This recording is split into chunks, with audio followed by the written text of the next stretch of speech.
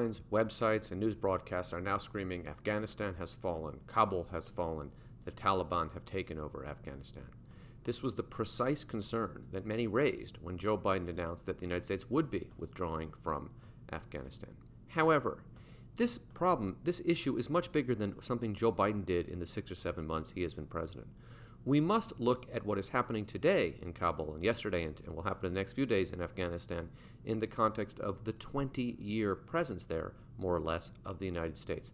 What were the goals there? Well, one goal was to root out the people who attacked us on September 11th. That seemed to have been a very important goal at the time. But a later goal was, and a goal that became very important, was to build up the Afghan state, and as part of that, the Afghan military, so this precise event wouldn't happen. Of course, it's very clear now that despite being there for 20 years, despite having spent, according to most calculations, over $80 billion in that effort, we failed. And that is terrible, and it's terrible for the people of Afghanistan, and frankly, it's not good for the United States either. But we have to ask a lot of questions here. And one question is, what were our options?